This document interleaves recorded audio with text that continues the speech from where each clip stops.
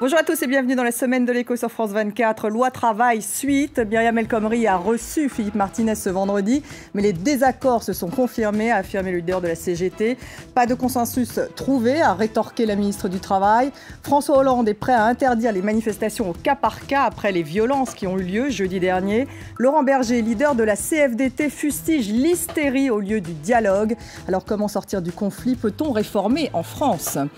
Toujours en France, échec de la négociation sur l'assurance chômage. Le gouvernement prorogera la convention actuelle. Le MEDEF lie les discussions à une réforme du marché du travail.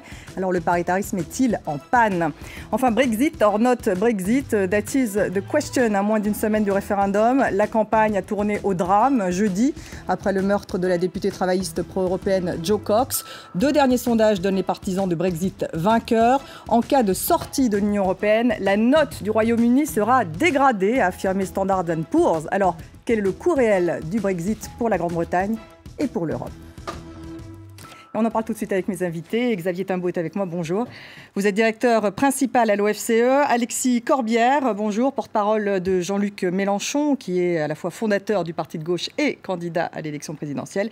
Laurent Wronski, bonjour, vice-président de Croissance Plus et directeur général d'Hervor. Alors Myriam El Khomri a reçu le leader de la CGT, Philippe Martinez, ce vendredi, signe que le dialogue a repris après un durcissement du gouvernement à l'égard du syndicat. Néanmoins, les désaccords se sont confirmés aujourd'hui, a affirmé Philippe Martinez. Pas de consensus trouvé, a rétorqué la ministre du Travail. Alors François Hollande, vous le savez, est prêt à interdire les manifestations au cas par cas après les violences qui ont eu lieu jeudi dernier. Laurent Berger, leader de la CFDT, fustige l'hystérie au lieu du dialogue. Alors comment évaluer la fracture syndicale? Comment sortir du conflit? Peut-on réformer en France? Quelques réactions et on en débat ensuite.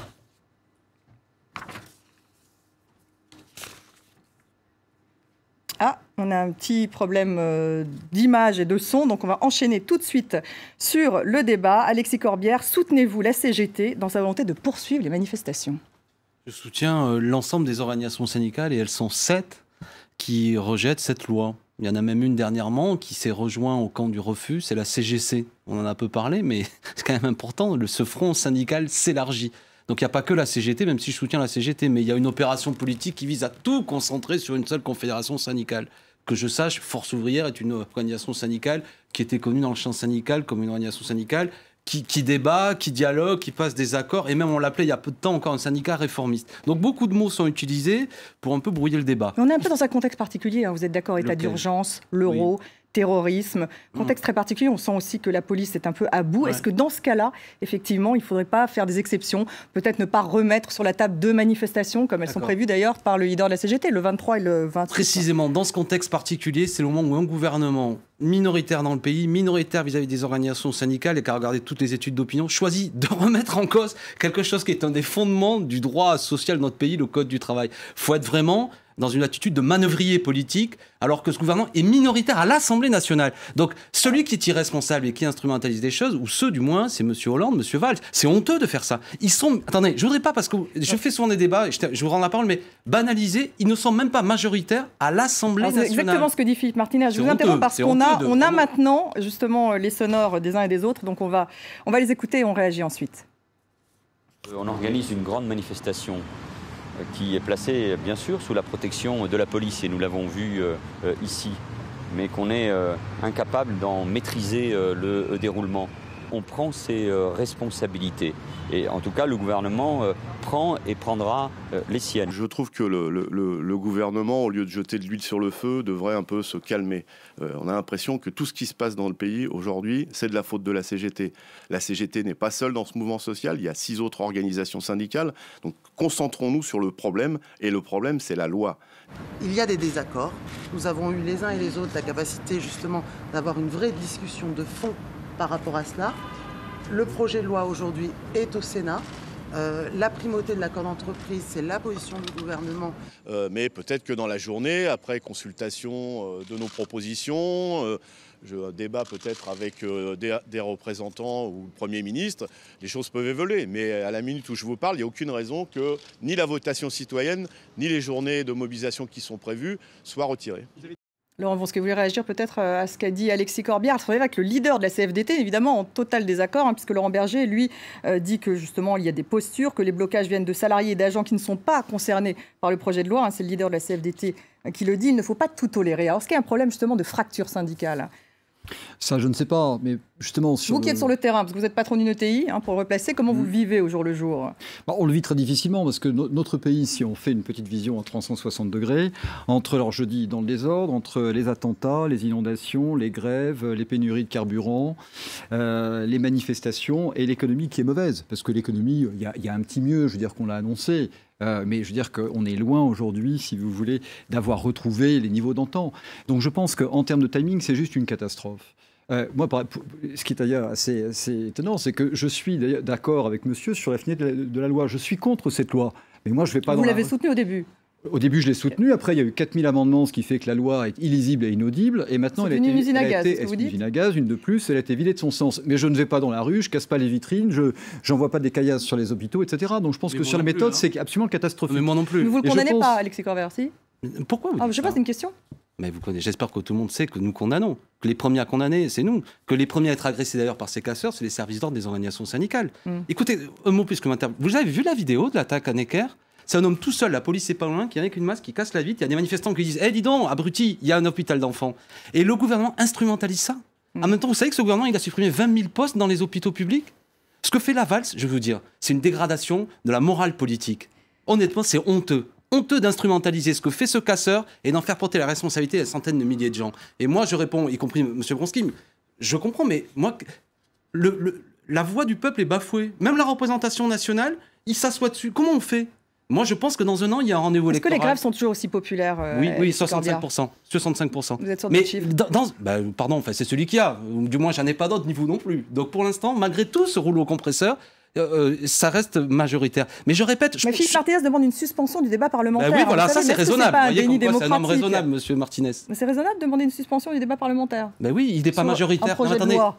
Mais ça vous choque pas, vous, comme citoyenne, qu'un projet de loi minoritaire les parlementaires au Parlement... nous représentent tout de même. Mais non, et c'est le 49.3, vous l'avez suivi. Ah oui, bien sûr, le 49.3, il reviendra après, mais pour l'instant... Donc c'est honteux, donc c'est un coup de force contre la démocratie. Mais il parle du débat parlementaire, il ne parle pas du débat justement, comme il dit comme il dit au gouvernement, vous êtes minoritaire au Parlement, ne passez pas. Je fais une proposition, et Martinez est sur la même ligne. Dans un an, il y a une élection, que M. Valls ou M. Hollande aillent devant les électeurs et disent voilà, je propose la loi El Khomri. S'il est majoritaire, je m'inclinerai. Mais s'il est minoritaire, ce dont je pense, eh bien, il ne nous imposera pas ça. Xavier Timbaud, est-ce qu'il y a un problème de réforme dans ce pays? J'ai envie de citer Jean Tirole, prix Nobel de l'économie, qui a dit aujourd'hui « La France est le pays où on reste le plus longtemps chômeur. Le jour où vous n'avez plus de CDI, vous êtes dans une grande précarité. » C'est quand même un problème.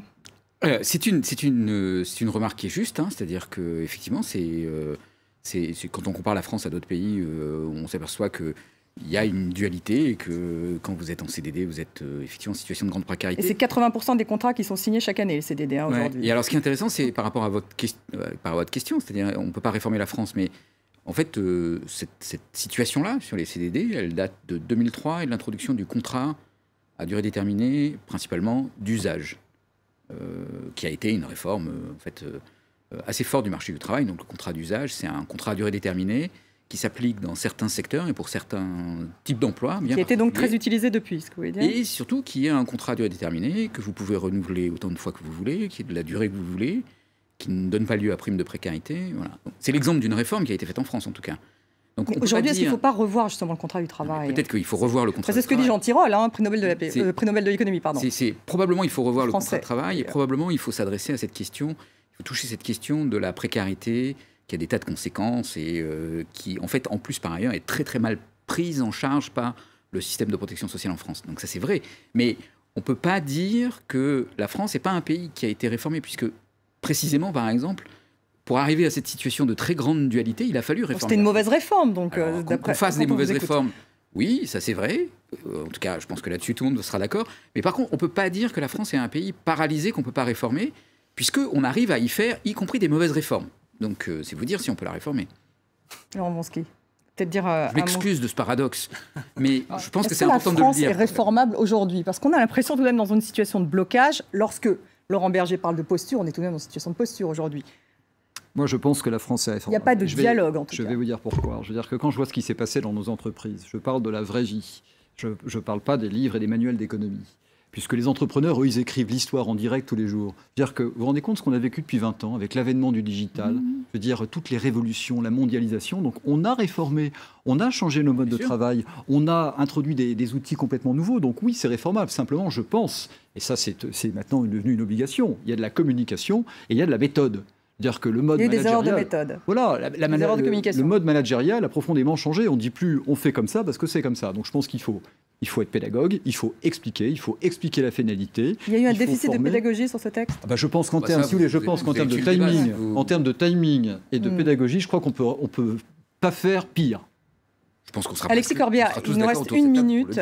Est-ce que il ne faut pas toucher au Code du travail, selon vous? Un Code du travail qui a été mis en place en 1945. Il faut l'améliorer. Le réformer donc dans quel sens? Vous ne voulez pas du tout libéraliser le marché du travail, le rendre un peu plus flexible, avec d'un autre côté ce qu'on appelle la sécurité, ce qu'ils font dans les pays scandinaves. C'était le grand exemple au départ. C'est-à-dire que le problème, c'est les mots. C'est-à-dire que souplesse, c'est formidable. Il faut flexibiliser. On veut tous être flexibles dans la vie. On va dans des salles de sport pour ça. Il faut réformer. Mais moi, je pense que c'est une contre-réforme. Moi, je suis pour une réforme qui donne plus de droits dans l'entreprise, aux salariés, par exemple. Et comment vous faites pour encourager les entrepreneurs à embaucher? Parce que c'était ça au départ, l'idée. Mais en relançant par une activité économique. Par exemple, aujourd'hui, le fait qu'il y ait de moins en moins d'investissements publics, que vous avez un ralentissement. Ça, c'est politique d'investissement. Oui, mais c'est ça que moi, quand je discute. Macroéconomique. Mais au niveau micro-économique. Mais même au niveau micro, quand je discute avec un petit entrepreneur, c'est quoi qui me dit, lui, souvent c'est la consommation populaire qui relance l'activité. C'est ça qu'il veut. Il veut que le carnet de commande. Vous regardez vos carnets de commande, c'est ça qui compte. Vous en avez un d'entrepreneur en face de vous.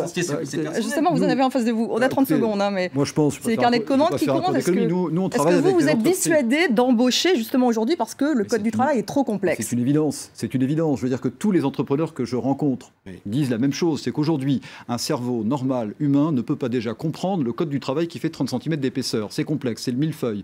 Et ensuite, tout le monde vous dira que c'est un tue-l'amour. Mais le code pénal aussi, et pour autant, il est bon, le code pénal. Moi, je ne suis pas avocat et je suis pas juriste. Vous reconnaissez qu'à l'heure des attentats, je veux dire la même chose. Face à un terroriste, je veux dire, je comprends le terrorisme parce que le code pénal est très complexe. Non, mais honnêtement, je vous respecte, mais ce genre d'argument qui je n'ai absolument pas dit. Moi, j'embauche, si vous voulez.